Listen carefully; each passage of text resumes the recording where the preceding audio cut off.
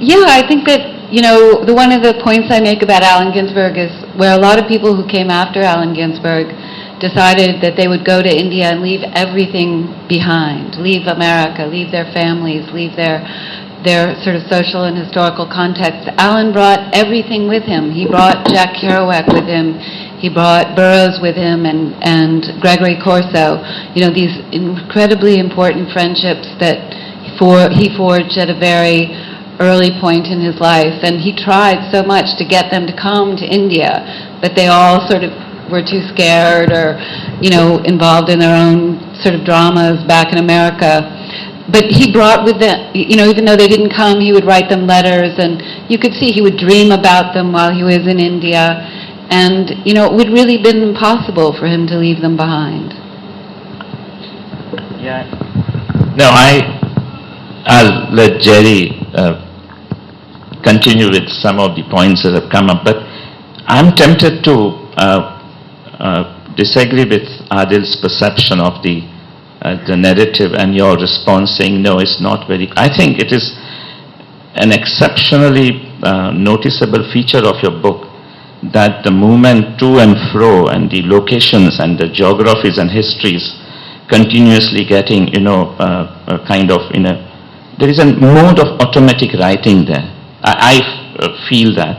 That doesn't take away the fact that you are exceptionally sensitive to journals and anecdotes and interviews and notes and letters and facts and events and have done extensive seeking of historical truths.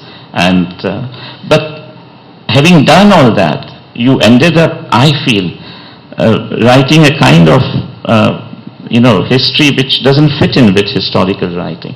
Because the only way you can narrate the story of the fragmented self is creating a parallel fragmented narrative.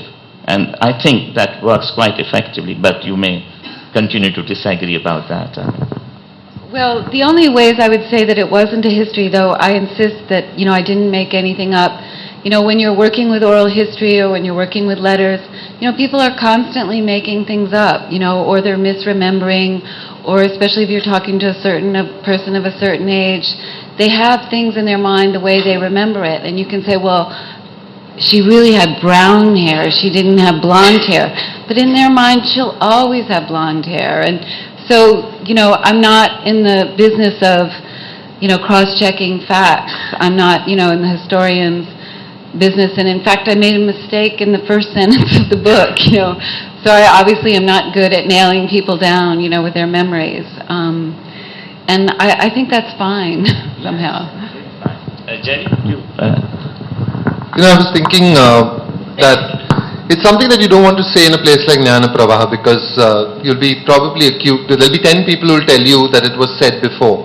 But I think the best non-fiction should read like fiction, and the best fiction should read like non-fiction.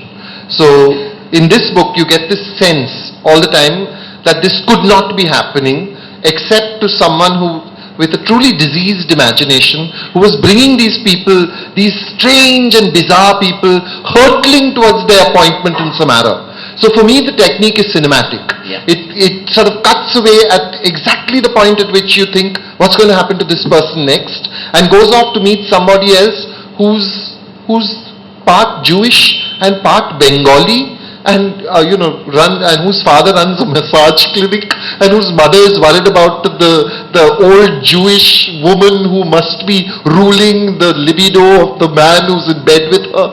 And you're wondering, does this happen? Does this kind of stuff actually happen? And it does. Obviously it does. But I think what interests me is because I keep a diary myself, and I've kept a diary since the time I was 8, and I know how much I lie. I know that there are for instance, in the course of a very ordinary day, there'll be something very petty that will actually have disturbed me through the course of the day. And when I settle down to narrativize the day, to create the Jerry Pinto version of it, I'm already looking over my shoulder at a Deborah Baker, possibly looking over my shoulder at what I am going to be like, and I'm not going to be petty. I'm going to actually be sublime. I am going to talk history. I am going to respond to headlines. And I am going to put Adil Jussawala inside somewhere because he's a recognizable figure as well. And I want to be my life to collide with Adil's in a certain way. No, I don't actually. I probably just write, but one also does that. One does this and that as well. The days one is startlingly honest and days one is a complete fraud. So, when Deborah does things like she enters people's thought process. So she'll say, for instance, Orlovsky was eating, was completely coked up to his gills. And, this room is crowded, admitted, because the Beats had lots of sex and drugs. If this was about the Bloomsbury group, who went around having tea and thinking about sex, there would be half of the people here. That's my take on why you're here, dirty fellows. But I often wonder whether it is that constructed self that is being taken out of a journal, or it is a real self. And how does one make that difference, Deborah? How does one, when one says, and Ginsberg thought Calcutta stank, say, because he's written it in a journal. How does one make that decision that this is not the Ginsberg who Ginsberg is constructing for public consumption and for his own, his own posterity? Or is it really Ginsberg just responding honestly?